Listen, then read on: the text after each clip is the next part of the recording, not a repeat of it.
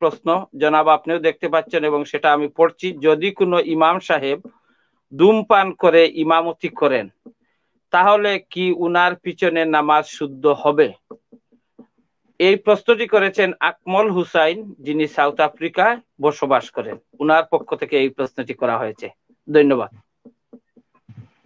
হ্যাঁ, আলহামদুলিল্লাহ, ওয়াসসালাতু ওয়াসসালামু আলা রাসূলিল্লাহ। আল্লাহুম্মা সাল্লি আলা সাইয়্যিদিনা মুহাম্মাদিন ওয়া আলা আলি সাইয়্যিদিনা মুহাম্মাদিন ওয়া আলা ওয়া সাহবিহি ওয়া বারিক ওয়া সাল্লিম। আম্মা বা'দ। আমাদের এই অনুষ্ঠানে প্রশ্ন করেছেন জনাব আকমল হোসেন সাউথ আফ্রিকা থেকে। প্রশ্ন হচ্ছে, যদি কোনো ইমাম সাহেব ধূমপান করে ইমামতি করেন, তাহলে কি ওনার পিছনে নামাজ শুদ্ধ হবে? প্রথম কথা হচ্ছে, ইমাম সাহেবের পিছনে নামাজ শুদ্ধ হওয়ার ক্ষেত্রে আহলুস সুন্নাহ ওয়াল জামায়াতের আকীদা বিশ্বাস হচ্ছে যে যে কোনো মুসলমান, তিনি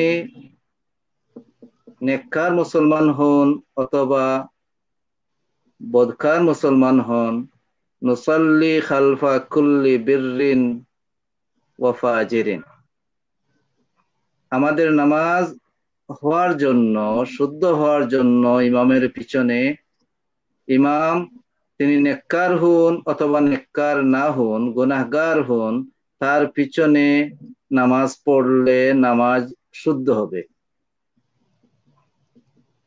কারণ গুনাহগার ইমামতি করলে তার পিছনে নেককাররা নামাজ পড়লে নামাজ হয়ে যাবে, প্রথম কথা।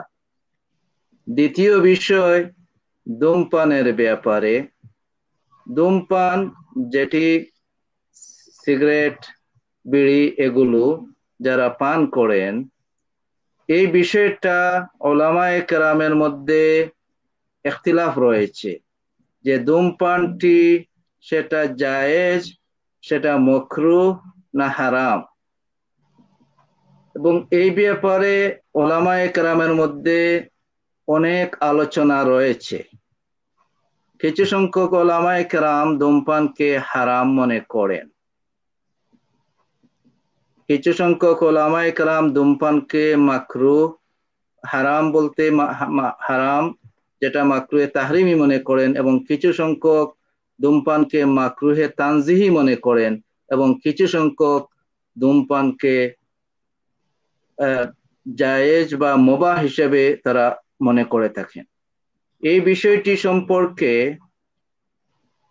ইমাম ইবনে আবিদিন হানাফি মাযহাবের একটি নির্ভরযোগ্য ফিকহের কিতাব, ফতোয়ার কিতাব, ফতোয়ায়ে শামি হিসেবে পরিচিত, সেই ফতোয়ায়ে শামির একটি বৈশিষ্ট্যের মধ্যে একটি বৈশিষ্ট্য হচ্ছে যে চতুর্থ উসমানিয়া খলিফা সুলতান মুরাদ, তার সময়ে তিনি ফতোয়া জারি করেছিলেন যে ধূমপান হারাম এবং নিষিদ্ধ। তখন এই প্রশ্নের উত্তরে কিতাব লেখা হয়েছে এবং তার উত্তর প্রদান করেছেন ইমাম ইবনে আবিদিন। তিনি তার ফতোয়ার কিতাব রাদ্দুল মুহতারে এই বিষয়ে আলোচনা করেছেন এবং তিনি উল্লেখ করেছেন ধূমপান সেটা মাকরুহ, তানজিহি, এবং কেউ কেউ বলেছেন সেটা মুবাহ, এবং সেটা হারাম নয়, সেই ব্যাপারে তারা দলিল দিয়েছেন। এবং এই ব্যাপারে তার উস্তাদ, তার শেখ নাবিলিসি, তিনি সম্পূর্ণ আলাদা একটি কিতাব রচনা করেছেন।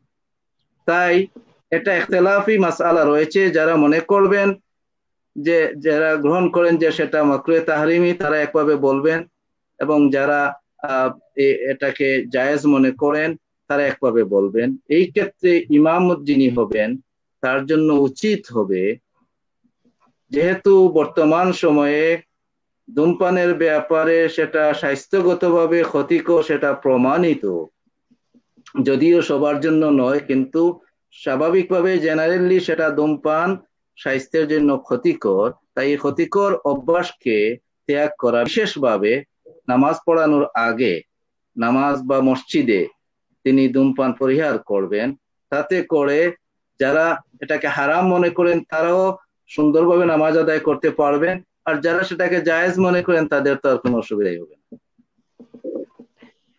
আশা করি অসংখ্য ধন্যবাদ।